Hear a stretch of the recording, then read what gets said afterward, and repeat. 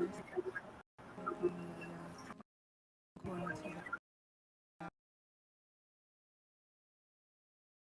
sin is ever before me.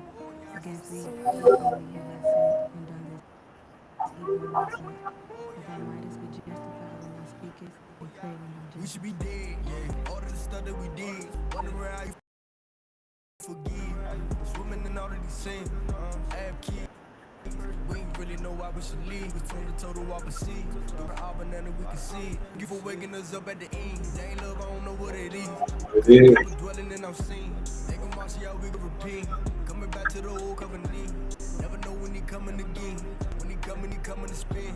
Everybody that caught and accept. Fire and temptation, I hope that you win. Let it go, let it blow right with the wind. You gotta endure the pain right to the end. Repent again. The water averages for showing your favor. No, I trial tribulations and labor. Everybody waiting right on the savior. Everybody waiting right on the savior. When he gon' come with a sword. Everybody gon' be caught in the law. He right there, nigga killing galore. He right there spilling blood on the floor. You gon' be mad cause he died for you. When that tree gave his life for you. Really took every strike for you. Keep commandments, that's what I would do. We should be dead, yeah. All of the stuff that we did. Wondering how you forgive. Swimming in all of these sins.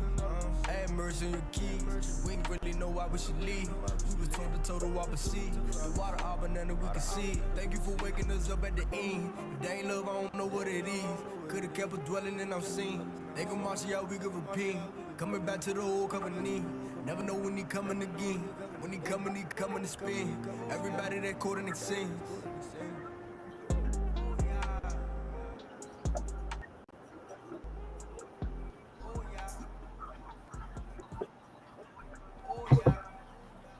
Welcome to the Hebrew state of being. I am your humble servant and host for today. I am Kayel. In the building, I got my young and my Bella song, my young Hebrew in the building. I got my rear, my butter pecan, Miss Artist 28 in the building. So yes, we are ready to go today. We have a interesting lesson that we're going to bring forward today. The title of the lesson is, why do we need rules? And whose do you follow? To what game do you follow? Meaning, what do you get for following those rules? That title really doesn't go how far we're going to go into this, but it's a good way in to what the scripture and what the Most High has given me to say today. We're gonna use a lot of examples today, some real life examples, for us to understand that whether we acknowledge them or not, we all follow some type of rule. The question is that beneficial to you? Is that similar to the Most High's rules? If it's not his, then is there really a game in it? So, lighting our frankincense and myrrh, we just played Hezekiah, and the song is called Mercy. And in that song, he says, we should be dead. All things that we have done against the Most High, all the ways we have been crash dummies, running ourselves into these societies and into the beliefs of those societies is ridiculous. We should have been extinguished by the Most High a long time ago. All of man, not just us, all of man. The rules of man is one of flesh. I don't care if it's governmental rules. I don't care if it's the rules of Babylon. I don't care if it's the man-made rules of yourself, your own governing rules. A lot of people like to do those own governing rules, my own moral code, so to speak, right? Like your boy from here, Juvenile, would say the G code, right? We got such things as the G code, the girl code, all these codes are laws, right? When women from all across the world unite with another woman that's gone through something, this is This is the code of the women. When men defend men against women, even though the man is absolutely wrong, he's on this man code, right? So we all follow a law or code, whether we acknowledge it or not. At this point, we need to all acknowledge what we follow, what guides us, because rules are your guidelines. Rules are not for football. Rules is not for classroom. You should sit down, be quiet, raise your hand if you need to speak. That's not the rules of your life. See, all of the rules from all these different places, they are buying from or lending from or taking from the ultimate rules. The rules that all man knew, all man followed until man decided it wants its own rules. See, we live in the United States. This United States has crafted its own rules. It has crafted its laws, as we will call them.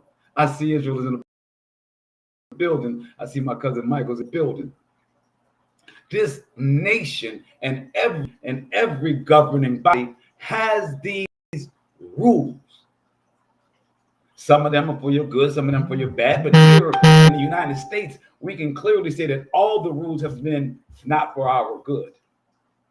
Being the oppressed, being the one that they call black, the stigma, the situation that they have put upon us called black. And not the accounting black, which would be in the positive, but the oppressed black.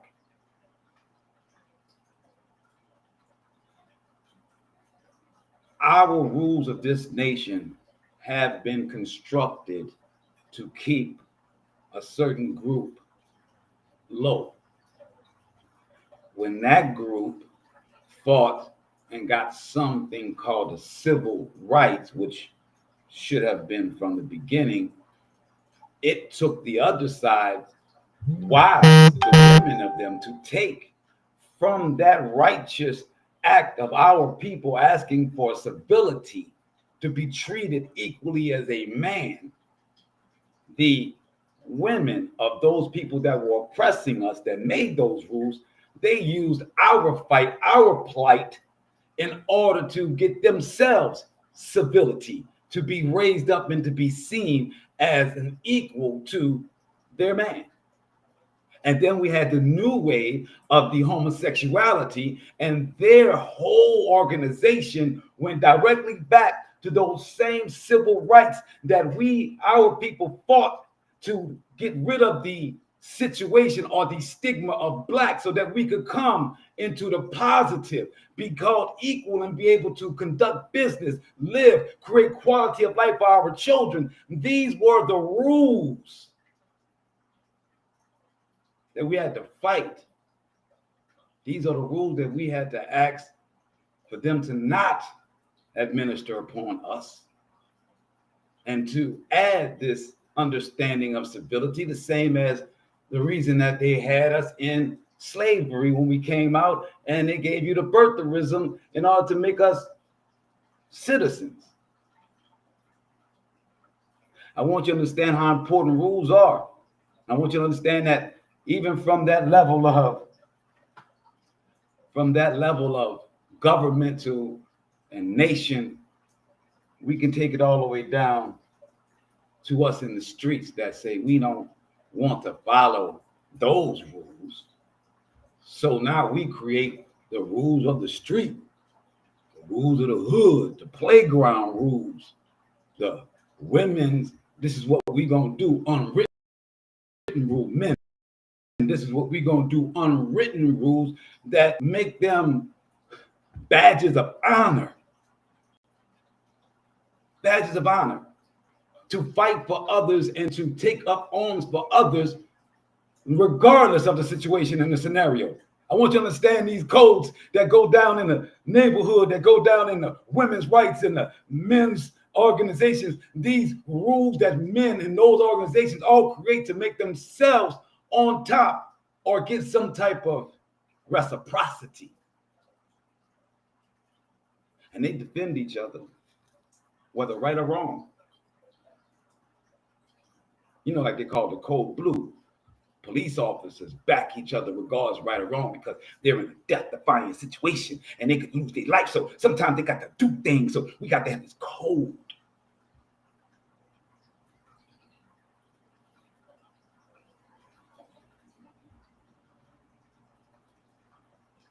They have used these righteous actions of civil rights and slave revolts that they had to craft a way for humanity and righteousness to be a part of their laws. They had to craft a way for righteousness to be a part of their laws, and we were willing to die to make sure that that happened because it was about righteousness. It was equality. It was a righteous battle that we were able to edge inside of their laws. And then all of their iniquity, all of those evil people on their side used that righteousness to bring about their narcissistic, unrighteous, ungodly abominations to get themselves some righteousness. I really want y'all to understand where I'm going today because it's very important, because these rules that we find ourselves falling under, machoism, these laws that we find ourselves under, feminism, these laws we find ourselves under, gangs and these unwritten laws that we have between criminals and, you know, honor among thieves, so to speak, that these are the situations that bring us into abomination, that brings us into going against the ultimate law of the Most High. That we make all of these ideologies, all of these doctrines, our foundation on how we think and how we operate. And half the time we don't even acknowledge them. Half the time they're given down to us. Half the time we learned it by watching other people. Half the time we don't give a god doggone to ask ourselves, why do I do what I do? Why do I scream? Why do I be confused? Why do I this? Why do I that? Why do I ultimately OCD? Or why am I a narcissist? Or why am I a whore? Why am I a gigolo? Why am I? Why? Half of us don't even stop to ask themselves why they do what they do, let alone the laws that they just acquired and the things that they are forced to do.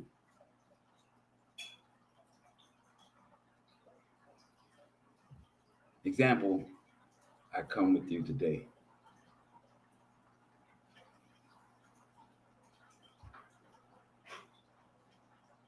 This machoism that we have that doesn't have a base in the Most High, that as we get older, it's a crutch. And when we're younger, it destroys our future.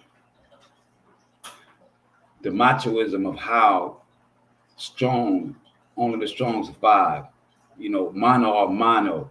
Our boys that we raise up, we don't hug them. We don't tell them how much we love them. We don't want to fall into this LGBT, we don't want to seem like we're soft to our boys because we know the world is hard and our boys have to become men one day. And those men have to have a certain structure, a certain backbone, a certain spine about themselves. So our machoism, sometimes we create these rules that separate us from our child, from our seed, from teaching them things that they need, from embracing them and making them understand that there is strength in love. There is strength in vulnerability. You get to an elder age, now you don't have the love, you don't have the support. You're used to doing everything by yourself because man does fail us, because we do a horrible job of venting the people that we put around us. So the people we put around us are flaky, so they fall apart. So therefore, we think we can't trust anyone. We're just not choosing trustable people, trustworthy people. So you get in your elder age, you think you're doing everything by yourself. You wind up hurting yourself because you're not as strong as it used to be. You're not this and that. You bring about a demise upon yourself. Our life is not just where we are right now. When you're a youth and you believe all is you and you are having this struggle with a woman that has been raised in this world to be your equal and to not have respect for your word, but to have respect for the government's word, and doesn't even have a belief that you could have the Most High inside of you, that you could be speaking for something greater than all that she knows. And you can be disrespected and verbally beaten like you've never been physically touched, but the disrespect of it, as you have your machoism and as you have been taught as a child that no one can speak to you in that manner, the only way that you know how to stop that person is physically. You're afraid of the vulnerability of calling a friend and saying, I can't do this, come and get me.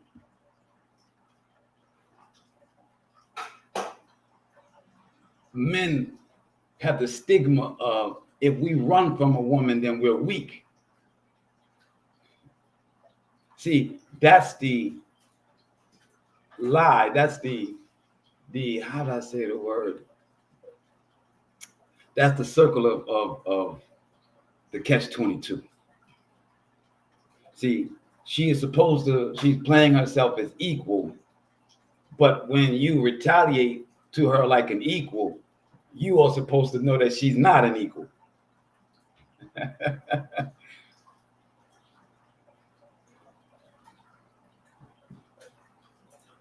The hurt then becomes part of the system, and the man finds himself in jail for putting his hands on a woman, and then all of women say to themselves that he shouldn't have did that no matter what happened, not knowing his background, not knowing that her background, not knowing the history that led up to it, but because it's the girl clique and it's the belief in another woman without knowing the story, but always falling back on what she's lesser, but you're fighting to be equal, you're fighting to be above, but you want to be treated as lesser.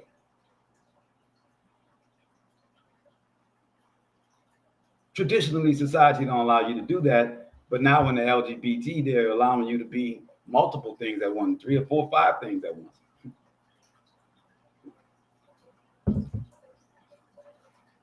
What I'm laying out is that we follow rules that aren't real. We follow social constructs that people say it should be this way, it should be that way, and none of it is truly real. It is all made up by flesh. It is all made up by egos. It is all made up by power struggles.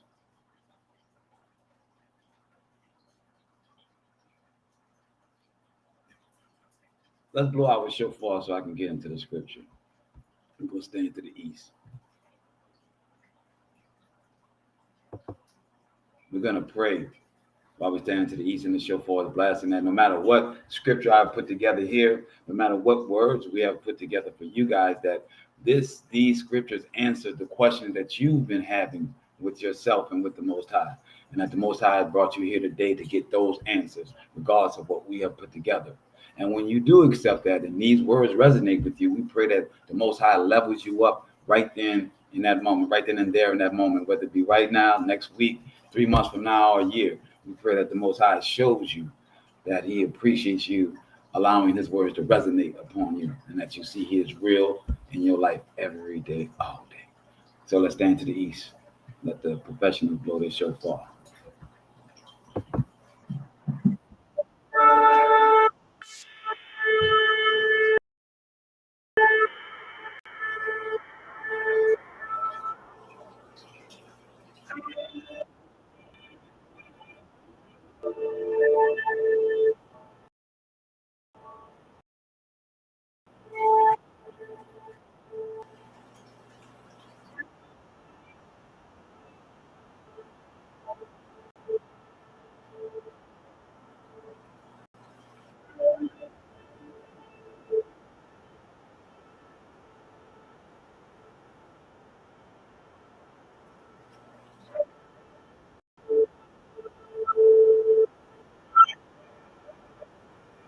Shabbat Shalom, Shabbat Shalom, Shabbat Shalom. All praises unto the Most High.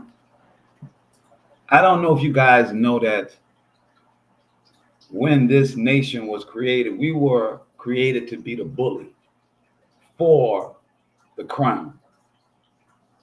We pay taxes and tribute, let's say that. We pay tribute to England. They allowed us to be the bullies for them to be the stick. That's why they put the gold here in Fort Knox, and all these other nations put it here. And that's why America is the arms dealer of the world. We have the biggest and the best military weapons in the world, only second to China. Russia's third. Russia got a lot more on the ground. But far as missiles, so China and Russia is interchangeable in number 2 spot. But the number 1 seller of arms and the number 1 people that have been fighting since its existence, that goes to anybody nation and puts their hands up and puts their guns and barrel of their guns in other people's mouths, is this here United States, Barack. Now I want you to understand that from what type of nation we have. And before we blew the shofar, I was giving you an example of the brother that have the stigma, that can't call someone to come and get him, to retrieve him from his house when he's in battle with his wife, that believes that she is of equal measure and has no respect for what scripture says is the hierarchy of the home, and is disrespectful as a street disrespectful. And a man only knowing how to deal with another man that would say such things in a physical manner, that was understood from this nation, because that's how this nation acts. I want you to make the parallel of the men that beat women, the men that beat others, the men that are violent men of this nation, that these men are only acting out what they have been taught from the nation in which they are from, because we are the bullies on the block. We are the most violent nation in the world.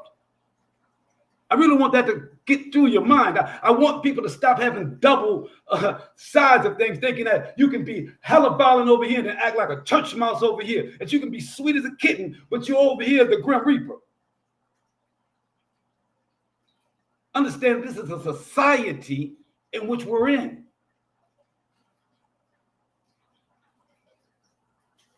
That when you follow this nation, when you follow its essence, when you follow the spirit of this nation, that is a robbing, thieving, murderous nation. And you're in your homes. You're dealing with a woman that's been raised in a murderous, aggressive, angry nation that fought for her ability to be called equal, as just as savage as the men are.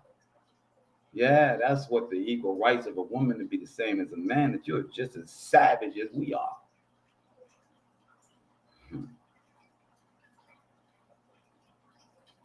This mentality of savagery is a snake eating its own tail, as he is destroying his relationship with his son. He's destroyed his relationship for the future to be cared for by his children. All because of the machoism to kill the understand.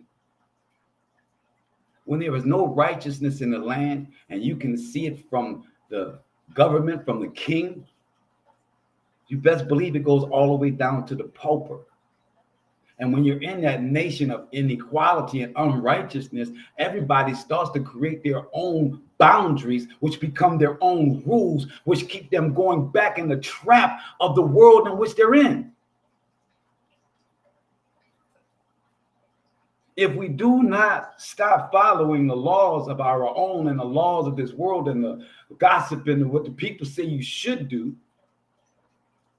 then you're going to be eaten by your own tail, by your own self, by your own actions, by your own deeds. Let's go to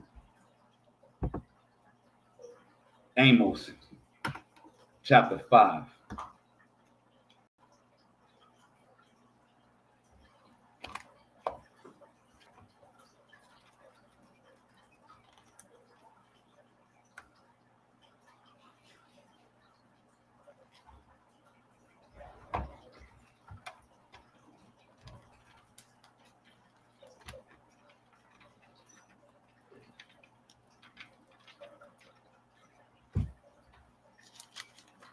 Amos chapter 5, verse 24.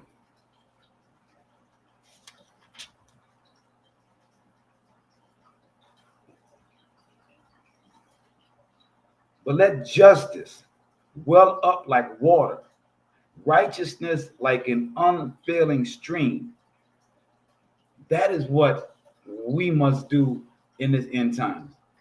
As Hezekiah that I played in the song with mercy, and he's expressing that all we can get, what we gain from following the law is his mercy. When you follow the laws of the world, it only gets you the gains of the world, which is a trap. You get the money and they indict you for the way that you got the money.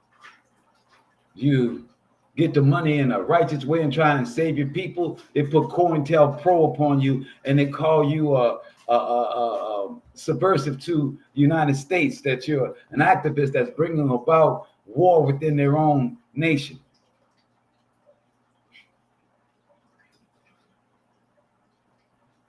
The Most High says, Amos chapter 5, verse 24, but let justice well up like water. Doesn't need to be announced. It needs to be an understanding that once it wells up, when it overflows, when it becomes a need, that's why we're following the law. That's why we go to these scriptures. That's why we try to come through on Hebrew state of being, to build a well up of people desiring righteousness, of people that wanting things to be done in the law of the Most High and not in the law of man and not in their own law.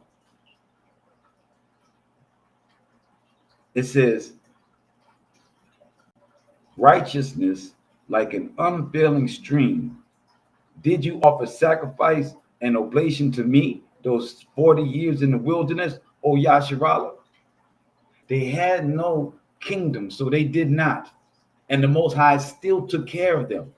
See, the Most High is saying that righteousness comes together after you start killing off the evil no longer can live in the space of the righteousness. We lose people that we are married to. We lose children that don't want to follow. We can lose all, but you do not lose the Most High. See, this is what it comes down to, brass tacks, when we realize we're in end times, when we are coming to these hard decisions with people in our lives. Because if you're not trying to daily refine your life to be better, to have it more righteous, to have more beautiful things around you, to have more peace about you, then I don't know what you're doing with your life. If you are constantly trying to refine yourself, which you should be, even if it's for a fleshly desire, you should be every day trying to figure out how you can be the better you, how you can optimize your talents to optimize your wealth and prosperity. I'm saying at the foundation of that is the Most High. And as the Most High is saying, I got you, whether you have your own land and a temple and priest in place to sacrifice, even if I'm teaching you a lesson 40 years in the wilderness with no sacrifices unto him. He's still guiding you. He's still providing mercy. See, a lot of people, we lie to ourselves and say, I know when enough is enough. And I'll be able to leave. And when it's time to leave, they can't leave because of the heartstrings of love. See, the reason why we can't leave certain scenarios because we don't really know what love is. I'm going to say it again. 90% of the people in the world don't know what love is because 90% of the people don't know the Most High's love. There is a certain way to love. In fact, in our original language, love meant dedication. It did not mean fairy tales and rose petals and little fairies flying around and Cupids shooting you with arrow. It was none of that. Dedication, what you decide to focus on, what you sacrifice your time for, what you sacrifice your laughter for to make sure it's in place, that's what you love. You can have kids upon kids. You can have 11 kids if you want and not love neither one of them. There's families out here that can testify to that. The Most High will love you with grace and mercy if you are following his law. And as long as you are on the outside of his rules, trying to make sense of it in this world, you find yourself being entrapped and then being captive, whether it be in jail, whether it be in a situation that you can't improve, that you don't have enough belief in yourself to break from and trust that the Most High is going to reestablish you. You listen to the world and what the world tell you what love is and what a relationship should look like, and you do not consort the Most High. How could you possibly know what a real relationship is? Have you read Hosea and Gomer, his wife, who was a whore, that he had to come back 3 times to bring her back? He had to pay debts off for her, and the Most High told him, do not let her go. Do you understand what love is? Nah. Y'all don't. Y'all have no idea because you ain't read the Most High's concept and understanding of love. You're infatuated. You're in lust. But you don't know love.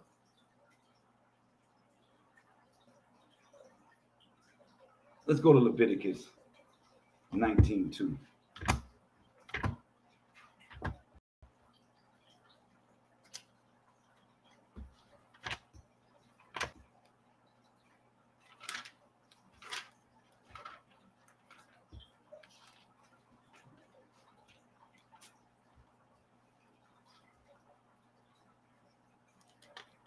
Leviticus 19, verse 2. And read, speak to the whole Yahshua community and say to them, you shall be holy, for I, the Most High, your Creator, am holy. Simple. What law do we follow? We follow the law of our Creator, and his law is holy.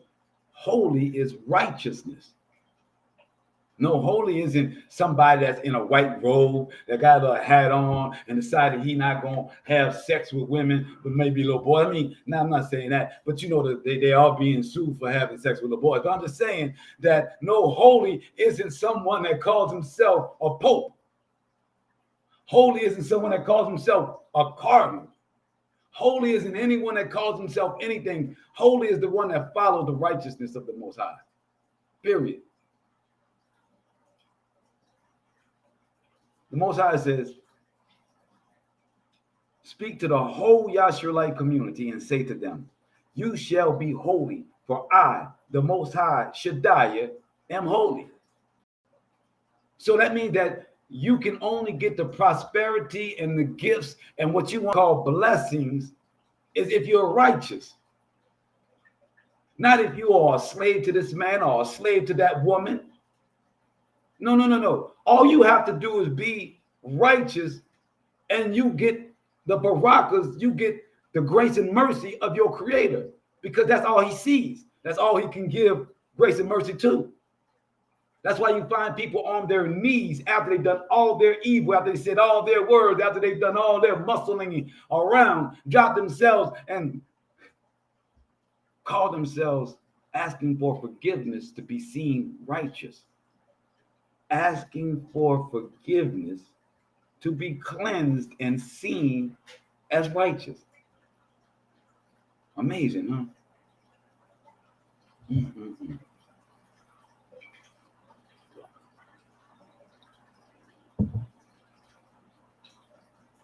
The only way that you're going to prosper and make it through the lies of this government and the rules of this government. Because, see, right now, they've got you guys stitched up.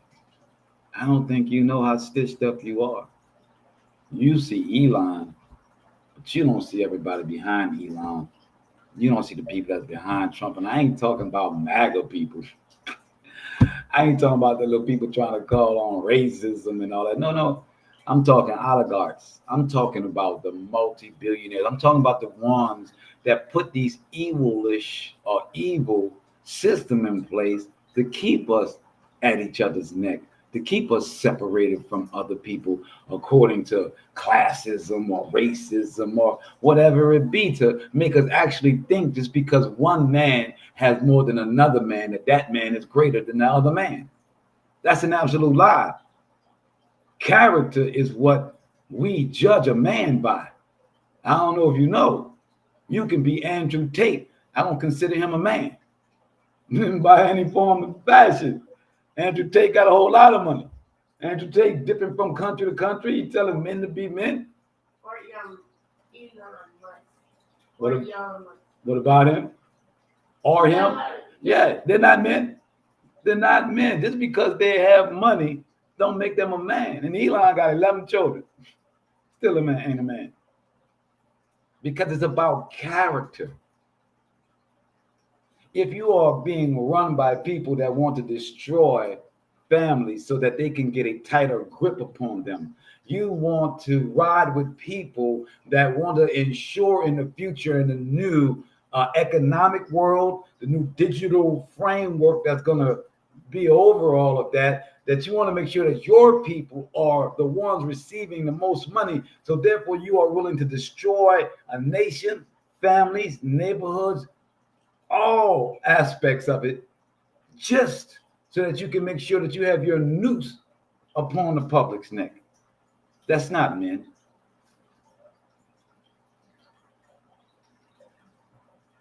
Then you have the little guy, Theo, that first openly homosexual Republican that has all the money behind all the social media networks.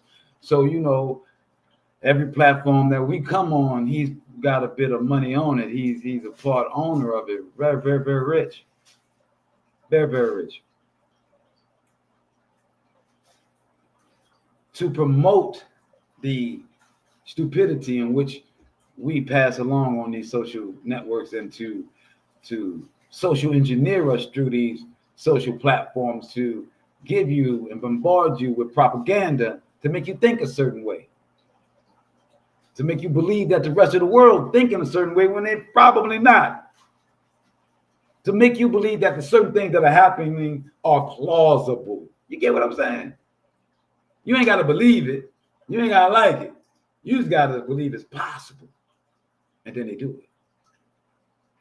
See, because they really don't work with any rules. Y'all are stitched up. The pricing of food, the pricing of everything is going up. Everything is going to be a problem here soon. If you haven't got any grace and mercy stored up, if you don't know the law of the Most High and how to follow his law, then you think divorce rate is high now. You think men and their sons aren't participating and understanding each other. You think that the elderly are afraid right now. Oh, baby, it ain't nothing like what's about to happen if you don't know the Most High. Let's go to Proverbs 24:21.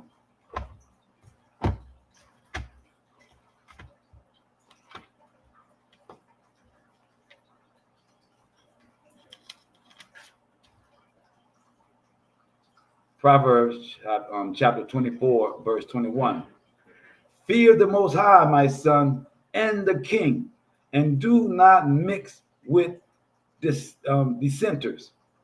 For disaster comes from them suddenly. The doom both decree who can foreknow. So he's telling him that you follow our king, Dawid, Solomon at the time, because they were of the Most High in our kingdom. So you follow the Most High, what the king says, because at the time the king was getting direct word from the Most High. We are not in that position anymore. Oops. Straighten that out. Yeah, not by far are we in that position, right? The king, we have none. And the guy that wants to be considered that is a grifter, a gambler,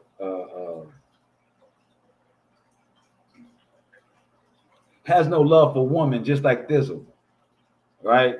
Just like the guy Thizzle, and you know, Trump is very much the same as the scripture said, that these antichrist-like, these people that would be considered against the Most High, against knowledge, because we understand that the word Christ just means anointed understanding of the Most High through his word.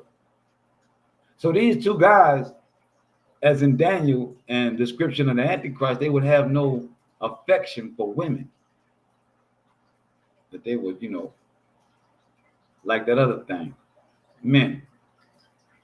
And even if they had a wife, they wouldn't care for her. They wouldn't be about her. They wouldn't care about her word. They would only use her as a place card, as a symbol, an idol.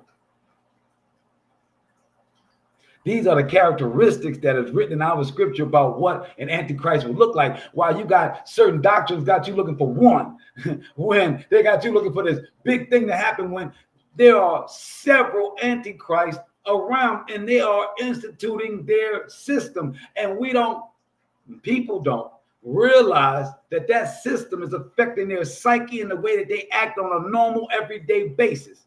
That this bloodthirsty nation that we're in, this killer be killed, this Wall Street, this I don't give a care about the next man, this New York state of mind mentality, all of that goes directly back to the people that are the fallen angels, the evil people that have put all these systems in place.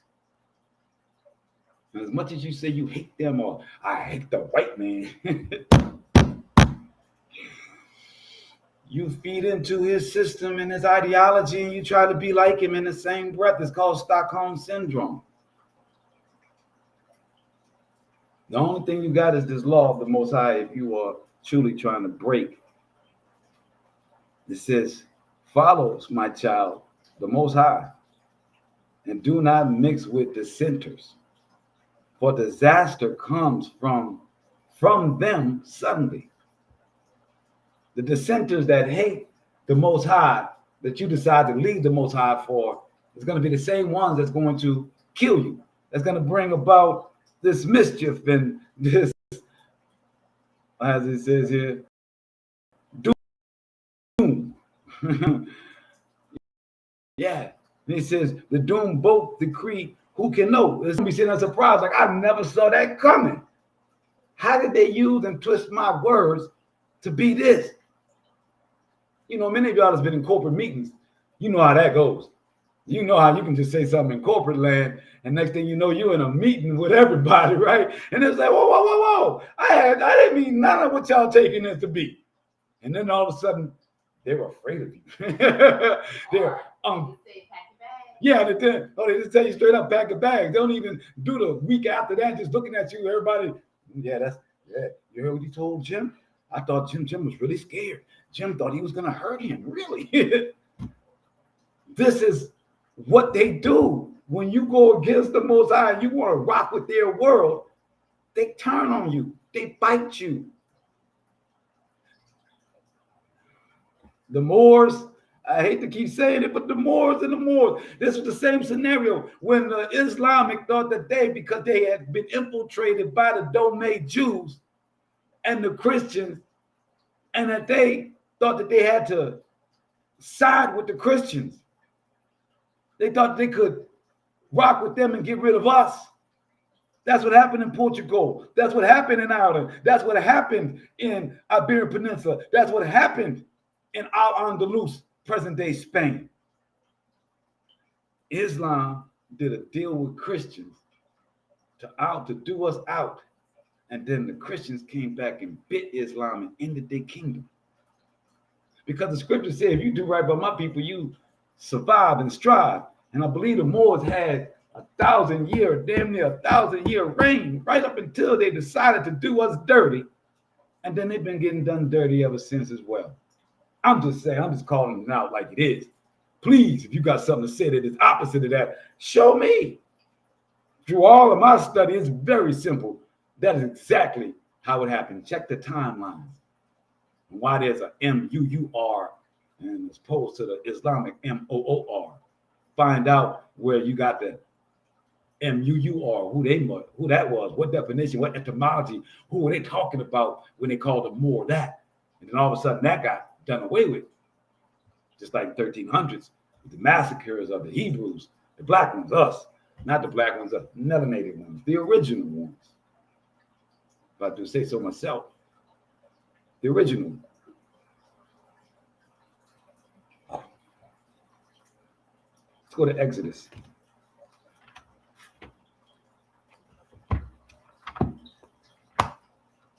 You don't know the laws of the Most High.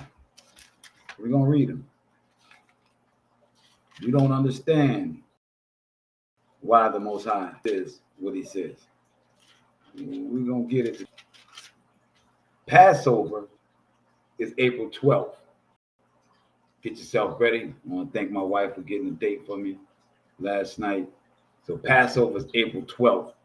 All this is time for us to get ready for this because everybody can't participate in Passover. This ain't no damn holiday, right? We ain't bringing nobody over to join Passover. Passover is only for the ones, the descendants of the children that fled from Egypt. If you think that you're an Egyptian, I see Leonard in the building. Good seeing you, my brother. If you believe that you are the Egyptian, then Passover is not, you're not welcome. You're not. If you think that you're a Gentile, you're not welcome. This is for the descendants. Now, our feast day of the unleavened bread, all join because it's about the humility and understanding. But Passover is for the ones that know that they come from that tragedy, that Moshe is their leader, that follow the Torah. That's April 12th. And we're going to get deeper into that. So we're going to read this Leviticus. Excuse me, I was the wrong one. Exodus. Yeah.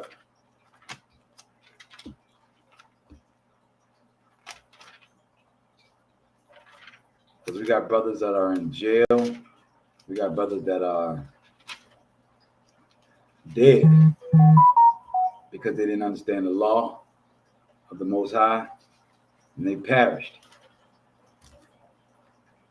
Exodus chapter 19. On the third moon after the Yasharites had gone forth from the land of Egypt, or Mizraim. Exodus 19. On that very day, they entered the wilderness of Sinai.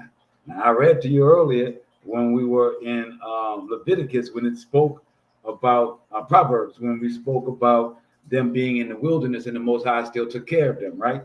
So it's saying here, they entered the wilderness of Sinai, having journeyed from Rephidim.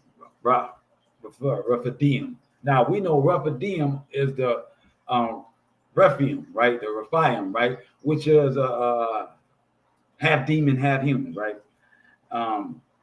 Snakes. They entered the wilderness of Sinai and encamped in the wilderness. Yasharallah encamped there in front of the mountain, and Moses went up to the Most High, and the Most High called to him from the mountain, saying, "Thus shall you say to the house of Jacob, and declare to the children of Yasharallah, you have seen what I did to the Egyptians, how I bore you on eagle's wings and brought you to me." The Most High is saying, you are now sitting here after escaping the Egyptians, going through Esau, going through the Rephaim, that I have, with no weapons you had, with no ability to defend yourself, I brought you through all of that and brought you to me. He says, now then, if you will obey me faithfully and keep my covenant, you shall be my treasured possession among all the peoples. Indeed, all the earth is mine, but you shall be to me a kingdom of priests and holy men. This is what we're supposed to be.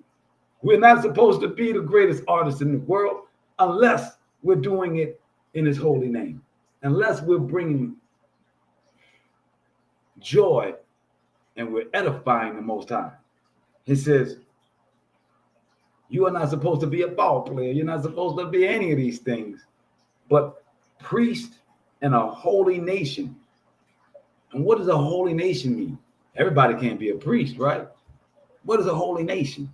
Well, we started off by expressing that holy only means righteous, because the Most High says, since he is, you are. And in order for you to get the barakas, the blessings from him, then you must be that. So his nation is a righteous nation. So it says, indeed, all the earth is mine, but you shall be to me a kingdom of priests and holy men. So all that talk about why would the Most High choose a particular people, that's not good. Why would God, that I don't get with that chosen thing. I don't know why God wouldn't do that. Oh man, I hear that so much. But what did the Most High say that we are chosen to do? To be righteous. Half the people that are crying about not being called chosen have no desire to be righteous. They have no desire to read his book. They have no desire to be messianic and give his word. But yet they just feel some type of way in their freaking flesh. So they got to complain and say that this is the reason why I can't follow the Most High, because he got chosen people. And it says, these are the words that you shall speak to the children of Yasharallah. Moshe came and summoned the elders of the people and put before them all that the Most High had commanded him. All the people answered as one, saying, all that the Most High has spoken, we will do. And Moshe brought back the people's word to the Most High. And the Most High said to Moshe, I will come to you in the thick cloud, in order that the people may hear when I speak to you, and so trust you ever after. I see Belden in the building, shout, wow.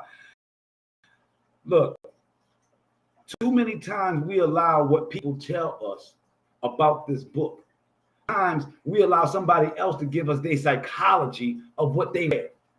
When you read it for yourself, you have a different understanding. I read it for you as was. Now I'm going to tell you my understanding.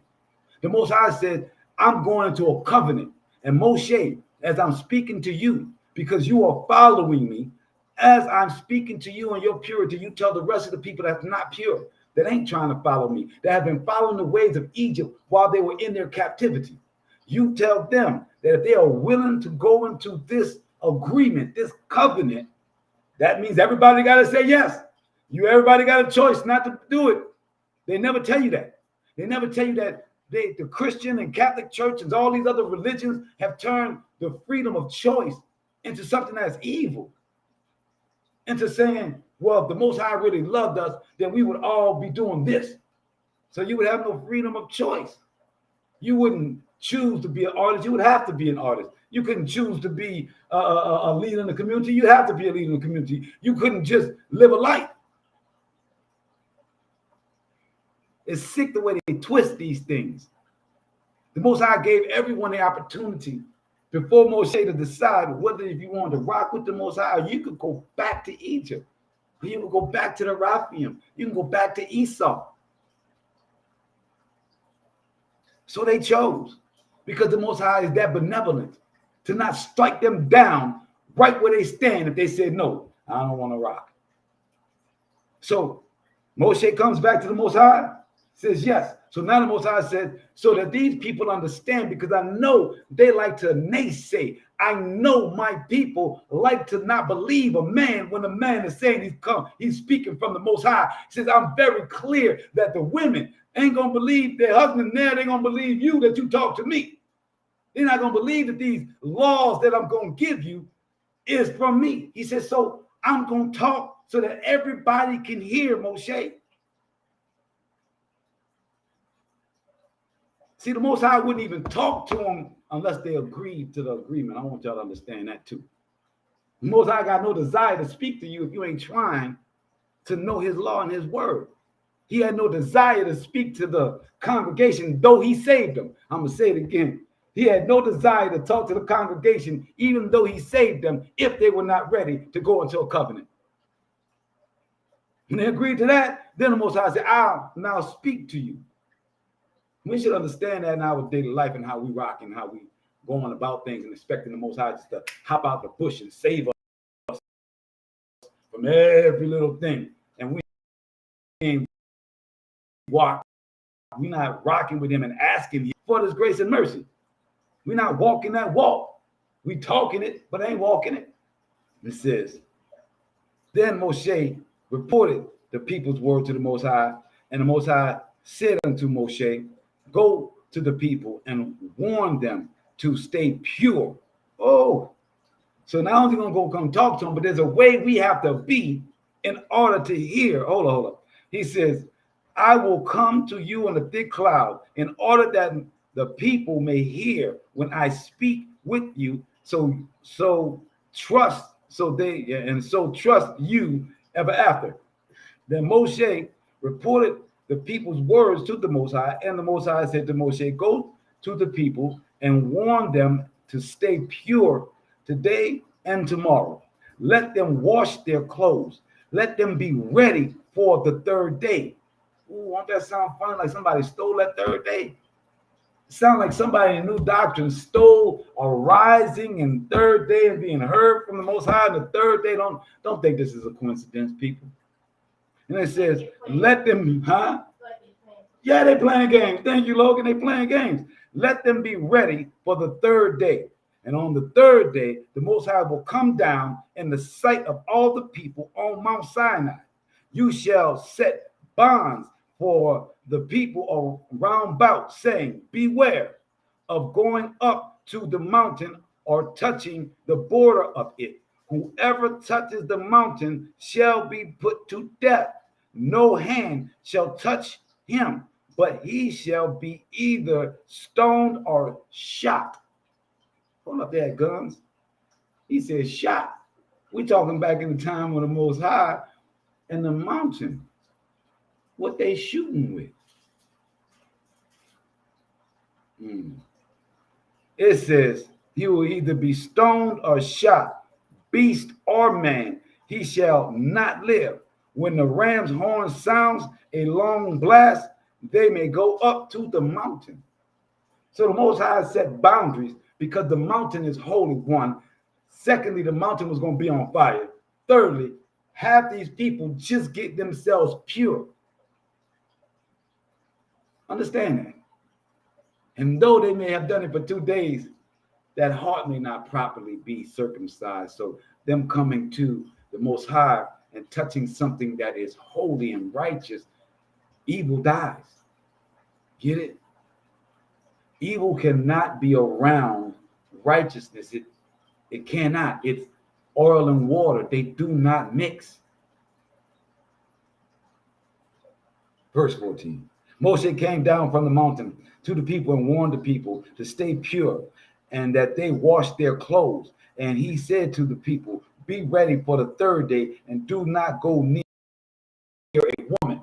Now the Most High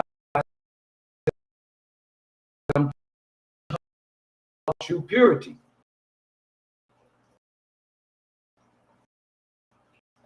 How cleanliness. When the Most High with Moshe had us clean our clothes. When they say cleanliness is close to godliness, is what they say, right? What it is in the sense of what's being written here, right? The Most High said, clean up, get your mind, your spirit, and your clothes clean. Then you come to me. And it says, and he said to the people, be ready for the third day and do not go near a woman. So now a man, he's talking about sex, right? He's saying, do not be intimate with a woman. Stay pure.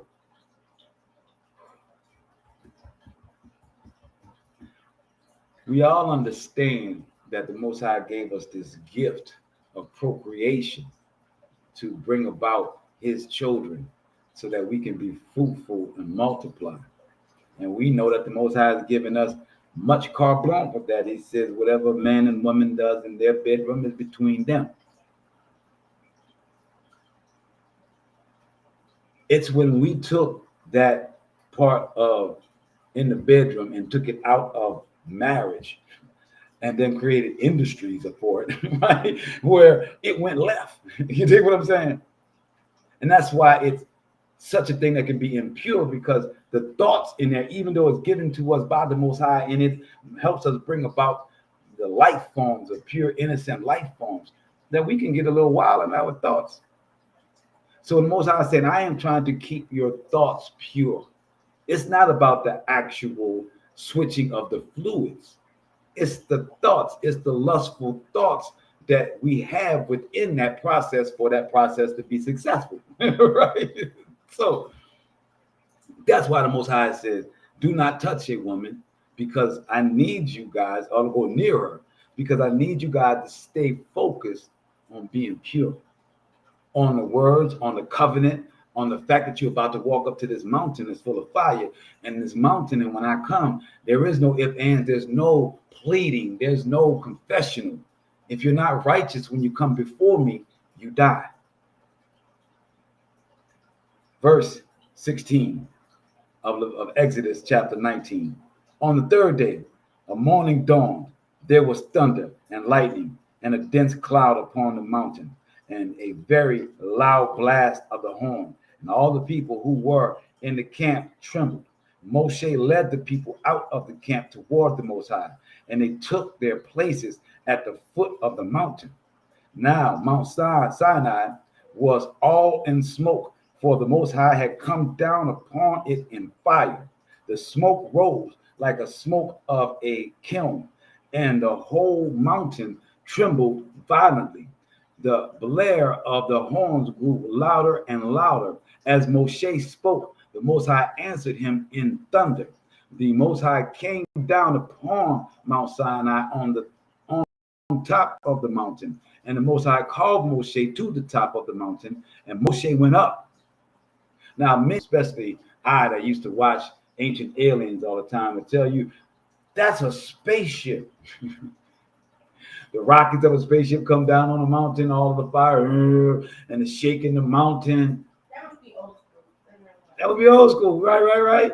All flying saucer, not the way that we got ours constructed, but a wide range. When when you look at the Independence Day with Will Smith, you got this big old battleship. So people like to say that this is proof that the Most High is an alien. Yeah, real talk. Like there's some serious circles that say that this technology that we have is the God technology, right? This is technology that only the supernaturals would have. Well, if you study the story of NASA and the two gentlemen that started NASA, who did seances to connect to outer spirits, familiar spirits, to create NASA, to be able to go where they went, which is all true stories. Harmon, and I forgot the other guy's name. When you understand that they are now introducing a new chip, that's the D-Wave that I taught you guys about 3 years ago.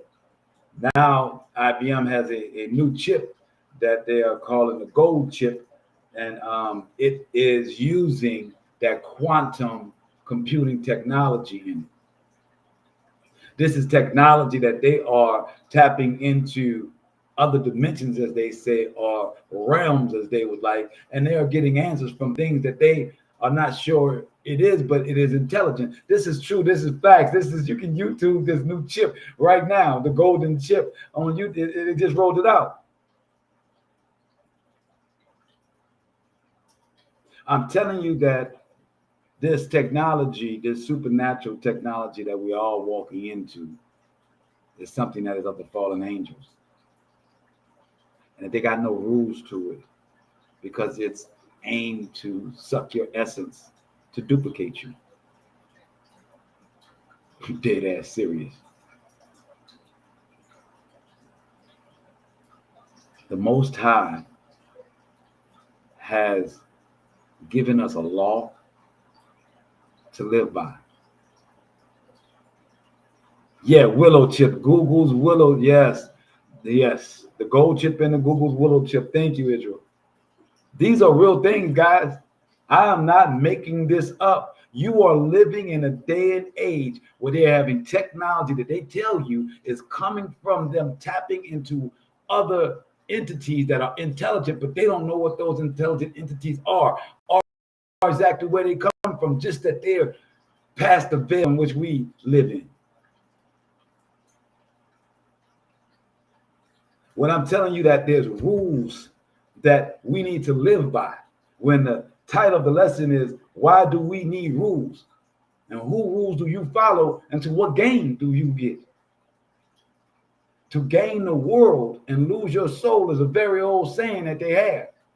But I'm telling you that through this technology, it's right here at your doorstep. That if you are not entering into this devil's realm, as we have been in this devil's realm already, if you are not understanding the rules of the Most High and going through that realm under his understanding and doing it according to his rules, that we're about to get into chapter 20, then you're going to find yourself susceptible. You're going to fall to the great deception. You are going to eat your own tail. Guaranteed. Play games is over for my adults that's in the room. It's really, I feel sad for Logan, and I want Logan to have as much joy as he can until this stuff gets in the next 3-4 years, to where all of his childhood stuff is going to have to go to the backside. He's going to have to truly employ what he has been taught in his house in spiritual warfare, in his walk, and how he's going to get grace and mercy from the Most High or fall to this world.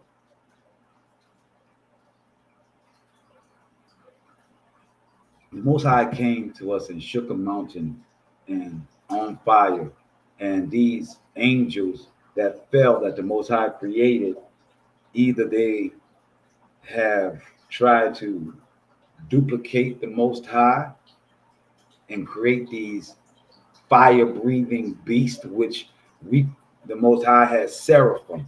So the Most High does not need a spaceship. He had, what you may not believe, dragons. He had, in all descriptions of time, in all descriptions of, and I know I see my son is like, he's like, dragons? Yes, son. The definition of seraphim, which is the original word in which our people describe this, that when the Most High appeared, he appeared with seraphim, which were fire-breathing dragons, 6 wings. They covered the Most High's feet. They covered the Most High's face, right? And the other 2 he flapped with, right? So 2 covered the feet, 2 covered the face, and the rest, the other 2 he flapped with. This is in our scripture. Now, how many fire-breathing dragons does he need to sit down upon the mountain and cover that entire mountain and make sure that anybody that came near his righteousness would perish in the billows of fire? I'm just saying, Ancient Alien gave you a visual of spaceships. I'm going to give you a visual of what the Most High has created and what we know is in our wheelhouse, not in their imagination. And it says, as Moshe spoke, the Most High answered him in thunder. Then the Most High came down upon Mount Sinai on the top of the mountain, and the Most High called Moshe to the top of the mountain, and Moshe went up. And the Most High said to Moshe, go down, warn the people not to break through the Most High's gate, through the Most High's gaze. It doesn't say gate. It says through the Most High to gaze, lest many of them perish. The priest also who come near the Most High must stay pure, lest the Most High break out against them.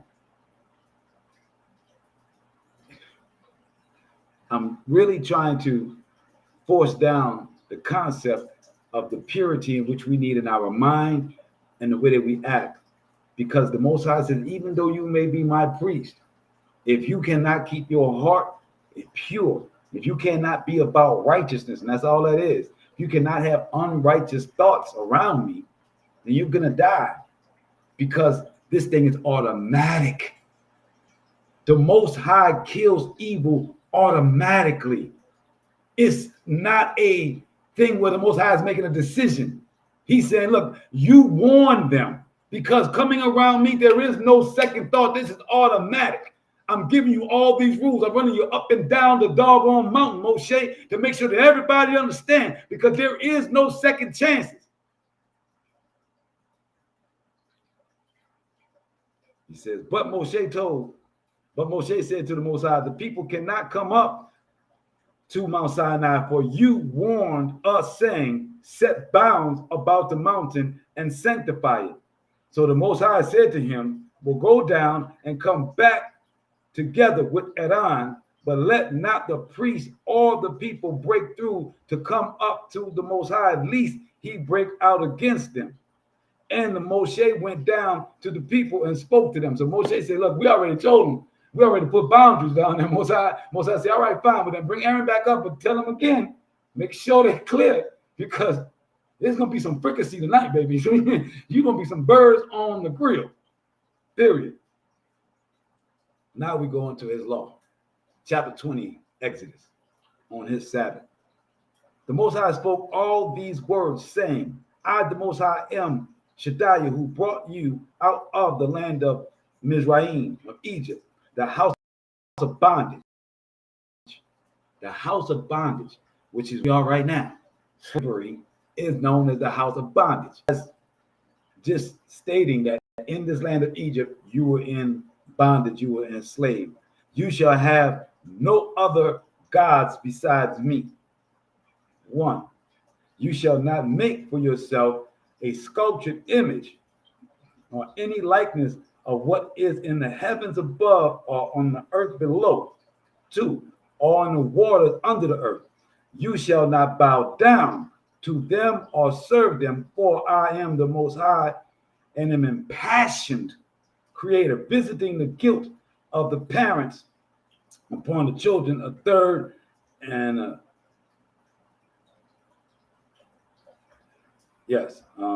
visiting the guilt of the parents upon the children, the third, and upon the fourth generation of those who reject me, but showing kindness to the thousands of generations who love me and keep my commandments.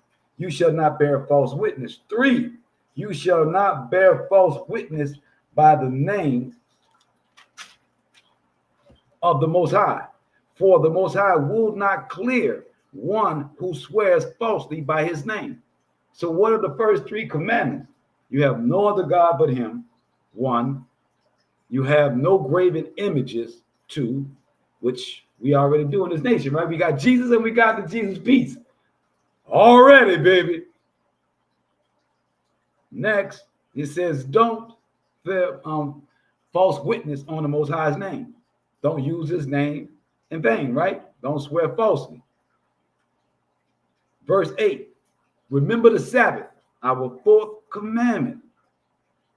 6 days you shall labor and do all your work, but the 7th day is a Sabbath for the Most High, your creator. You shall not do any work, you, your sons or daughters, you, your male or your female slave, or your cattle, or your stranger who is within your settlement. For in 6 days the Most High made the heavens and the earth, the sea, and all that is in them. And he rested on the 7th day. Therefore the Most High blessed the Sabbath day and hallowed it.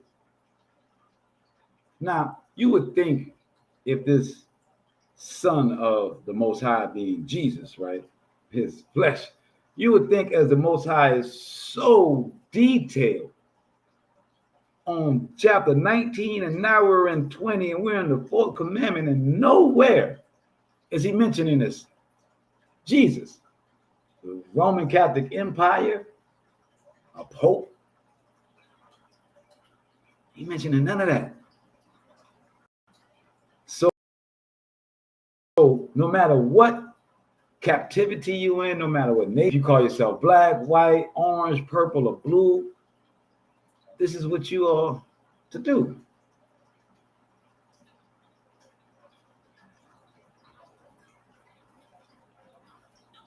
Number 5, verse 12 of Exodus chapter 20. Honor your father and mother, that you may long endure on the land that the Most High, your Creator, is assigning to you. Now, I started off our lesson with why do we need rules, and going into the fact of the machoism that we follow in this world, that we try to harden our sons to the point that we push our sons away. I see James in the building. Chawa. That we push our sons away, that we have no grace and mercy for them because we know how hard the world is. If my son is not being righteous, then the world is going to swallow him up. So I'm standing on righteous, but then I push him away. Nah, he's going to have to push me away. I'm going to continue to love him and tell him what is right. The vulnerability, even when a man is talking to his son, they don't want to be vulnerable because he thinks that if he shows vulnerability to his son, or that he's wrong to his son, that his son won't respect him. These are all the destroyed mentality of this world, that they tried to pull something from this scripture, but contorted it, dirtied it, destroyed it. When you honor your mother and your father, it doesn't mean that you do and obey them. No. You ought to care for them whether you obey them or not. You ought to love them whether you obey them or not. You are supposed to honor them as the people that brought you into this world, whether you like them or not. And that's a mandate from your Creator, so that things go well with you. Not that it's going to go well with your parents that may be wrong or evil or stupid or whatever. But you doing the righteous work for them parents to see, and for the Most High to give you grace and mercy. We in the top 5. What's wrong with these top 5 laws and rules that have been given to us? How do we not see that not following other gods and other doctrines is a good thing for us? How do we not see that not having images and worshiping things that can do nothing for us is not a good thing? Who can say that the Sabbath is not an outstanding gift to man? To stop all work 24 hours, where you and the wife can't argue, where the kids got to be nice and obey, and everybody's on their best behavior at least one day a week. What's wrong with that? How can that be wrong?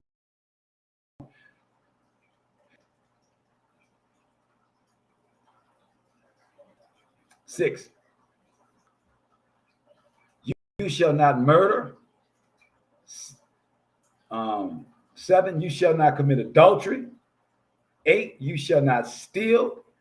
9, you shall not bear false witness against your neighbor. And we know these folk get down. That's how our society is run today. False witness is all your likes on Instagram and all your social media is ganging up on people that you hear something about. Is when your girlfriend tell you something about the girl and you don't even know the other girl's side, but you're like, yeah, she ain't no good. I've been said she wasn't no good. You know what I'm saying? False witness, talking too much, being in business that you ain't got no business being in, and having an opinion about something you ain't got no business having an opinion about, and thinking that you are that person, projecting yourself as the person going through it, and then now bringing in all the righteous things you done did, all the mercy and grace that you didn't earn. Now, if somebody did that to you, what you would do? Not understanding that person that this thing happened to don't have all that. They ain't you. They ain't been following. They ain't got that righteousness going on. They may have gotten what they deserved. They may have gotten what they was asking for. The Most High may have used this as an opportunity to separate two individuals so that they never come together again.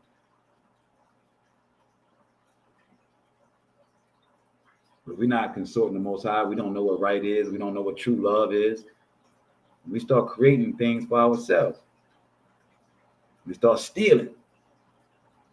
We start then committing adultery, cheating on the ones that we got.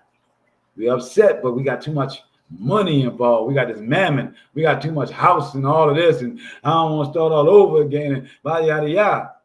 Never talking about the Most High, never giving it to the Most High, never understanding that you got a supernatural aspect, not understanding that if you can just get your shit together, And stop looking at somebody else's. If you can just get your shit together, then maybe the Most High will get the other person's stuff together too. But if you're so focused on getting the other person together, then you're going to get yourself together. Baby, you done lied to yourself and you done got yourself digging a hole. Oh, you digging a hole. You're going to get yourself together after you get them together. You're digging a hole for yourself. Because the Most High don't see it the same way you do. The Most High see it as you are not paying attention to the most important thing he gave you. You. Not your wife, not your husband, not your child. The most important thing the Most High gave you was you and the life that you live, and you giving thanks and praise unto him for giving you that life.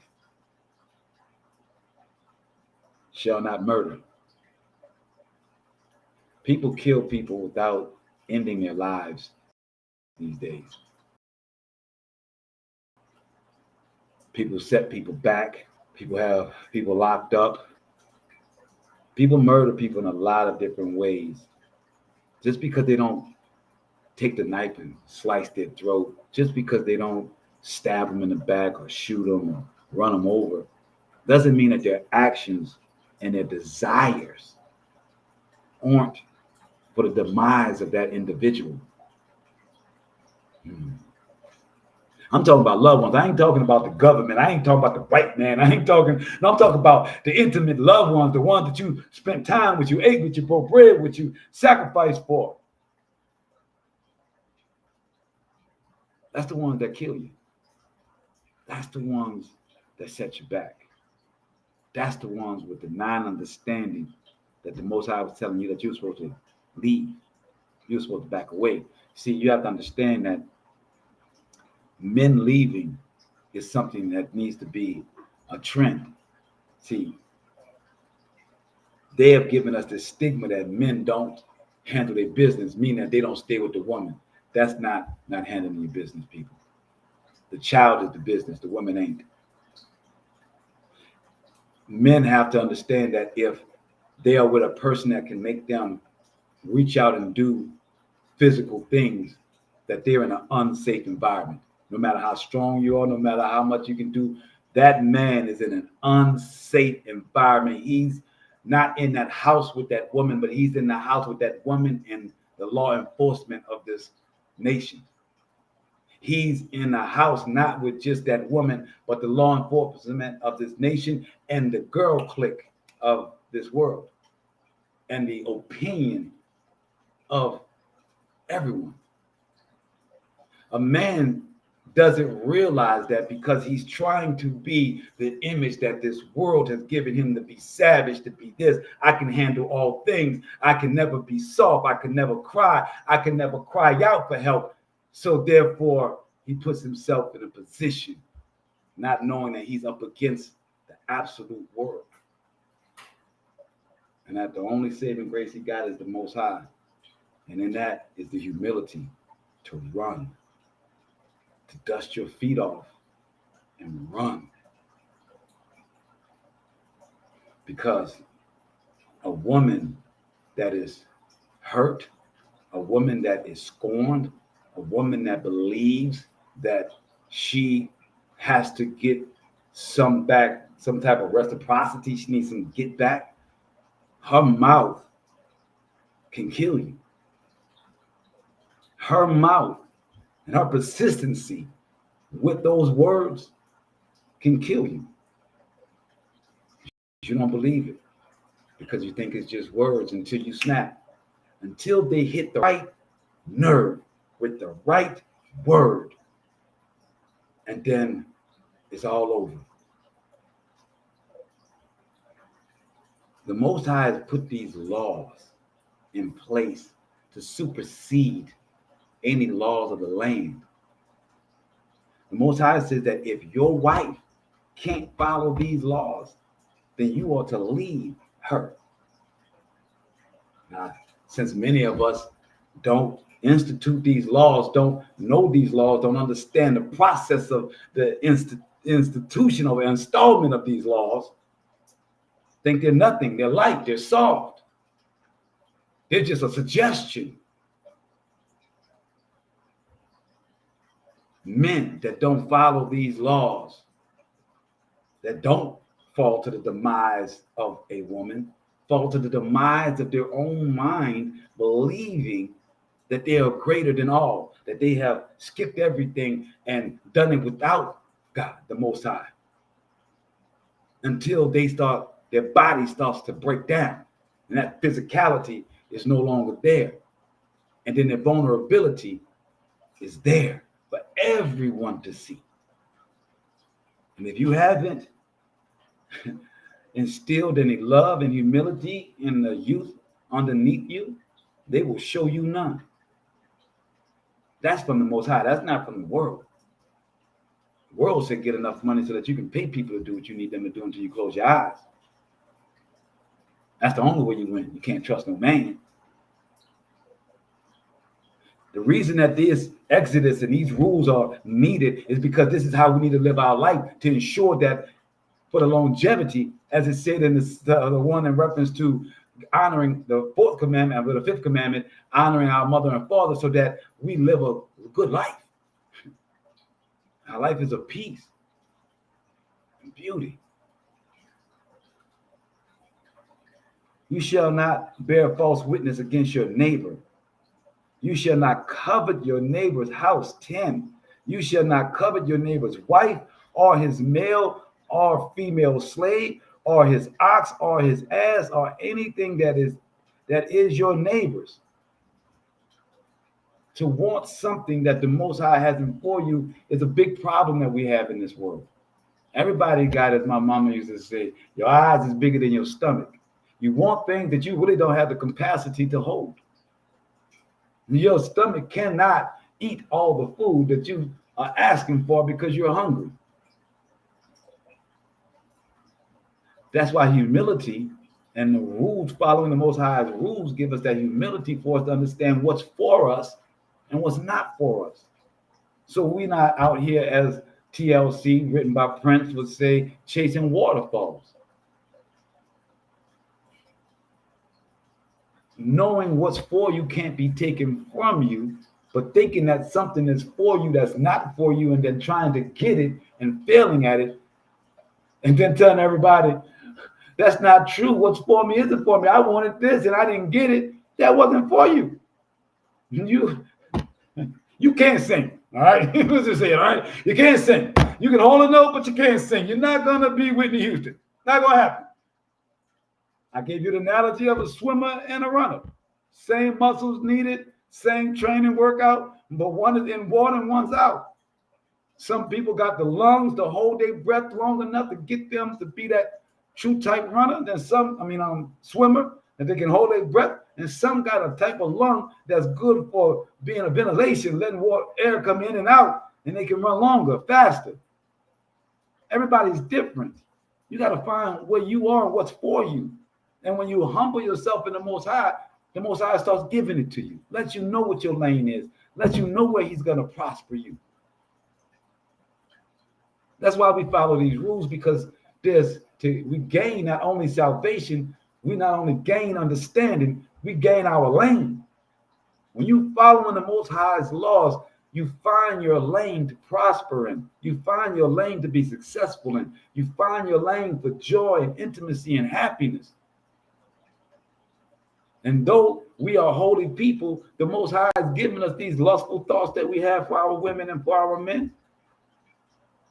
Just because you're being holy doesn't mean that you can't fantasize about your husband or your wife and think of them in ways that turn you on for whatever turns you on.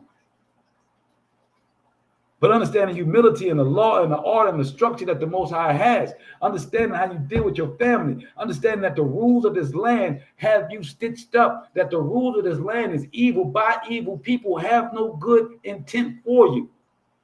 And if you're trying to be successful in it and following the mind state of it, you are most likely eating yourself in your own life. The popular theme in our community is code switching. How y'all don't understand code switching when it comes to the Most High and his law? How you understand code switching then? How do you understand that they talk over there, but you're doing what you're supposed to do? You're Moranos or Conversos. You may deal with this world for what they are, but you are following the Torah and the Most High. You find yourself getting lost when they want to go and do their debauchery.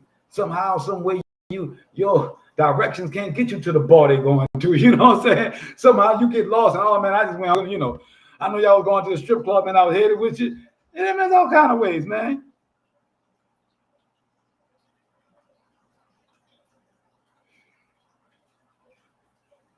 Verse 15, Exodus 20. All the people witnessed the thunder and lightning, the blare of the horn on the mountain smoking. And when the people saw it, they fell back and stood at a distance. You speak to us, they said to Moshe. We will obey, but let not the Most High speak to us, lest we die. The Most High never said that. The Most High said he was coming to speak so that the people would follow Moshe and would trust that they were hearing the words of the Most High. But they double-crossed Moshe. They told Moshe they didn't want to go and listen. So Moshe went and he came back and told them what the Most High said. And then they said that was man worship, that Moshe didn't really say that the Most High didn't say that was just Moshe saying. Yeah. The elders said they were going to do their own thing. That's how you got these rabbis in this Talmud. It says, they said to Moshe, and we will obey, but let not the Most High speak to us lest we die. Moshe answered the people, be not afraid, for the Most High has come only in order to test you, and in order that the fear of him may be ever with you, so that you do not go astray. So the people remained at a distance while Moshe approached the thick of the cloud where the Most High was. The Most High said to Moshe, thus shall you say to the Yasharites, you yourself saw that I spoke to you from the very heavens. With me, therefore, you shall not make any gods of silver, nor shall you make yourselves any gods of gold. Make for me an altar of earth and sacrifice on it your burnt offerings and your sacrifice of well-being, your sheep and your oxen in every place where I cause my name to be mentioned. And I will come to you and baraka you, bless you. And if you make me an altar of stone, do not build it of hewn stone, for by welding your tools upon them, you have profaned them. Do not ascend my altar by steps, that your nakedness may be exposed upon it.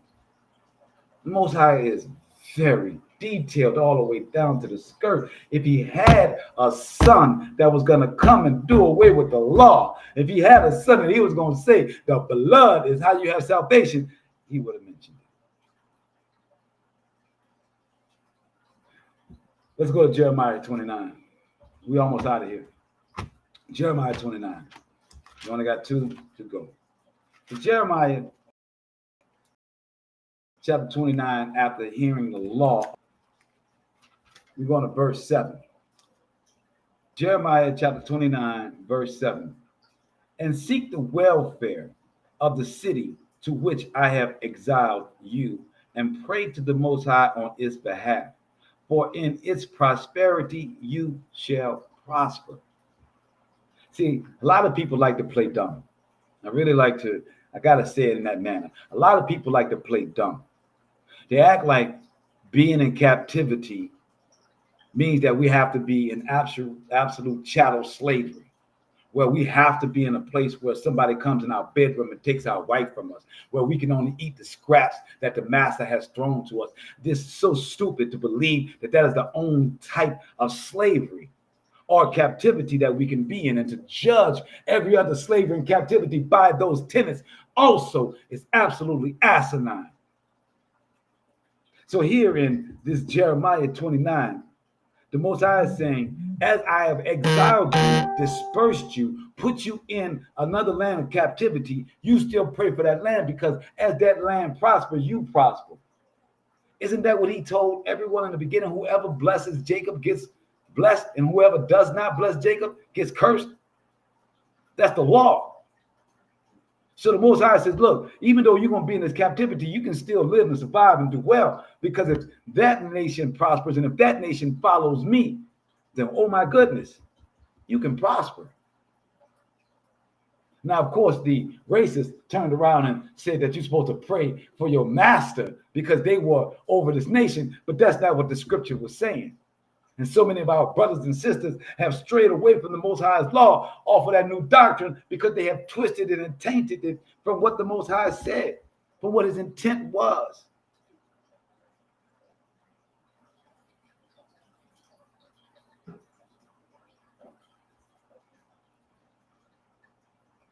He says, and seek the welfare of the city to which I have exiled you, and pray to the Most High in its behalf, for in its prosperity you shall prosper. For thus says the Most High of the army, the Shaddai of Yasharallah, let not the prophets and diviners in your midst deceive you, and pay no heed to the dreams they dream. For they prophesy to you in my name falsely. I did not send them, declares the Most High. For thus says the Most High, when Babylon's 70 years are over, I will take note of you. We are coming to the end. That's what end times means, the end of Babylonian rule. We are definitely still under the Babylonians. I will take note of you, and I will fulfill to you promise of favor, to bring you back to this place. For I am mindful of the plans I have made concerning you, declares the Most High. Plans for your welfare, not for disaster, to give you a hopeful future. When you call me and come and pray to me, I will give heed to you. You will search me. I said, you will search for me and find me. If only you seek me wholeheartedly, only if you seek me wholeheartedly, I will be at hand for you, declares the Most High, wholeheartedly. That's not in two worlds, man. Declares the Most High, and I will restore your fortunes, and I will gather you from all the nations and from all the places to which I have banished you, declares the Most High, and I will bring you back to the place from which I have exiled you. But you say, the Most High has raised up prophets for us in Babylon. No. The Most High is saying there, but you gave us prophets in the New Testament. But you gave us prophets in Islam. But you gave us prophets in Buddha. You gave us prophets in this. No, he did not. He did not. He says, but you say, the Most High has raised up prophets for us in Babylon. Thus says the Most High concerning the king who sits on the throne of Dawid. No, you're not Dawid. And concerning all the peoples who dwell in the city, your brothers who did not go out with you into exile. Thus said the Most High of the army, I am going to let loose sword, famine, and pestilence against them, and I will treat them as loathsome figs, so bad that they cannot be eaten. So the Most High said right here, these ones that's false prophets, the ones that's coming out of Babylon, the ones that's coming out of Christianity, the ones that's coming out of Islam, they wasn't the ones that went into captivity with you, G. I won't break it down on the street level. The Most High just said, look here, my nigga, they didn't go to jail with you, my nigga. Them niggas did not shoot shots in the gym with you, my nigga. They did not rock with you, my nigga. Why are you listening to them and thinking that they are talking to you for me? They wasn't there with you.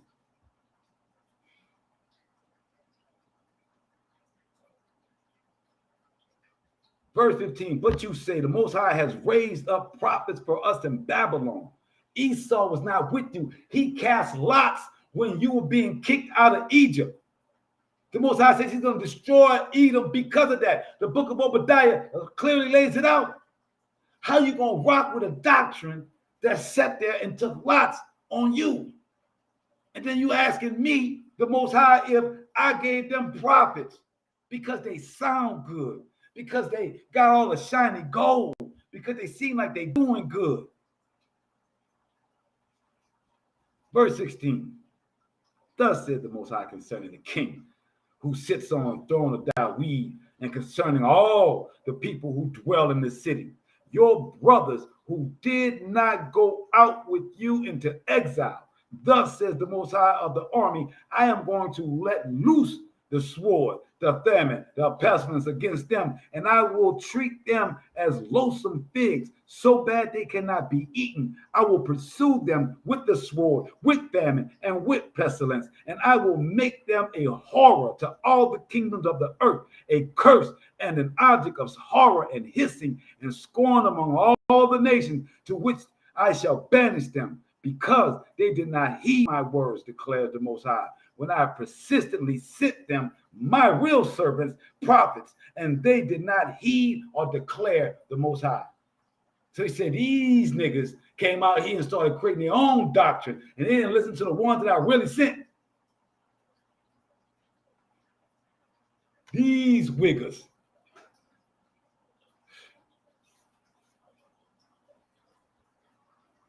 Let's go to Jeremiah 30, our last verse for the night. Jeremiah 30, verse 8. Now understand what the Most High just clearly laid out. That he gonna kill all them people that's up there claiming these new doctrines. When they didn't listen to Jeremiah, they didn't listen to Ezekiel, they didn't listen to Hosea, they didn't listen to any of them. They said they done away with them, and they done hopped on Paul. They done away with that, and they done hopped on Muhammad. They done away with all of his prophets and the people and what he done said and the kingdom he done set up, and hopped on these new doctrines on a rabbi Talmud. Boy, please. We ain't hopping on none of them. We got enough right here. Now, as the Most High said, he told you to go ahead and pray for the nations that you was in. Up until the point that he's now going to destroy those nations. And you that have been following his law within these nations are going to be taken care of. And it reads, verse 8 of Jeremiah chapter 30. In that day, declares the Most High of the army, I will break the yoke from off your neck, and I will rip off your bonds. Strangers shall no longer make slaves of them. Instead, they shall serve the Most High, their creator, and Dawid, the king whom I will raise up for them. So the Most High just said in 29, these fools, these liars, is on Dawid's king on his throne. That will be the Pope. Then he would say, these fools have got these lying prophets out here, cardinals, priests, churches, Mohammed, imams, all of them.